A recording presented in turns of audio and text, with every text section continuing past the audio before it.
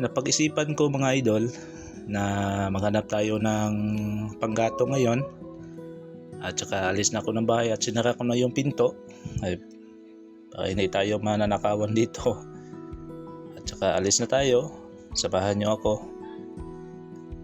At ito na, kinuha ko na yung ita ko para may pang biyak naman tayo doon, pamutol. At saka sinara ko na rin yung pinto sa kusina para hindi naman mapasok na yung aso doon.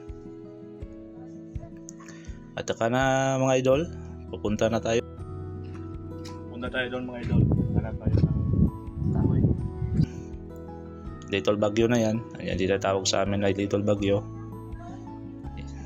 Itong bakanting lote na to ay marami po ditong mga baka, at sa harap po yan ng Little Bagyo na yan.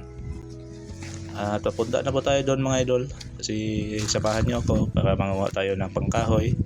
At maraming niyog doon mga idol, kumuha po tayo. Kita yung lugar na yan mga idol. Yan ang tinatawag namin ay Little Bagyo dito. So punta tayo.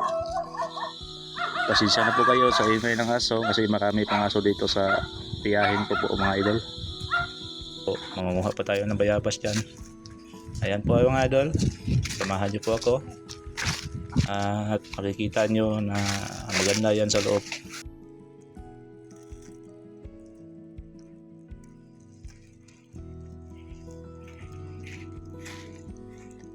Anong tawag ito sa inyo? Ito mga idol, no? Ayan, kipi ito sa amin.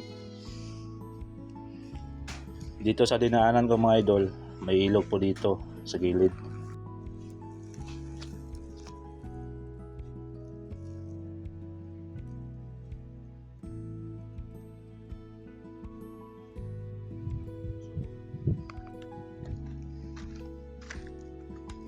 Maraming mga trabaho dito mga idol. So kita ninyo, ito maraming trabaho.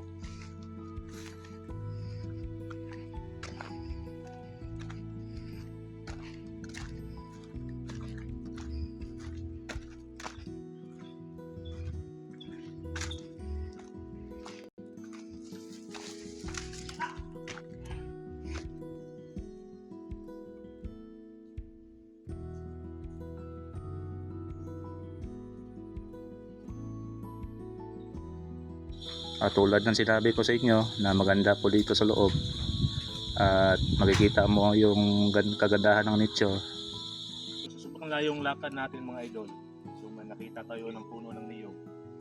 May bunga, nagyatin natin kasi uhaw na. Nag timelapse na rin ako dyan mga idol para mabilis po.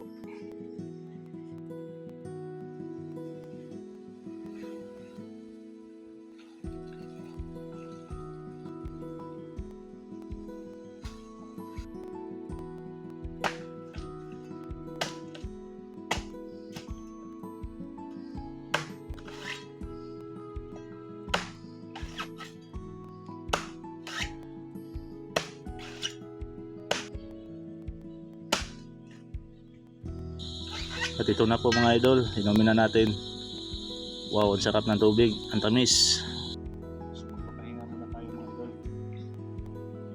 Tayo nating pinatanan dito.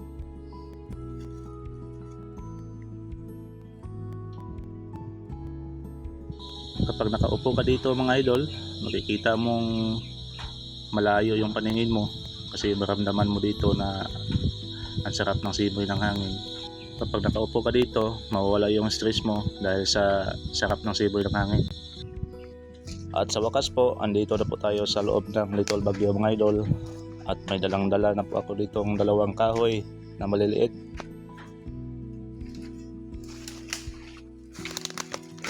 Habang nakatitig ako sa bato na mga idol, ay pumasok sa isipan ko na parang treasure. So tulad sa sinabi ko kanina mga idol, pumasok tayo dito sa Little Bagyo.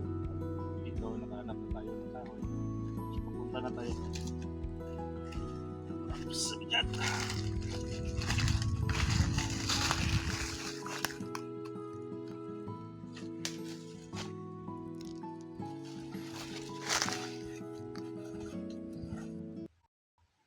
So ito, kalaking kahoy na to, kapag may dala kayo ng itak, Ilalagay nyo lang dito.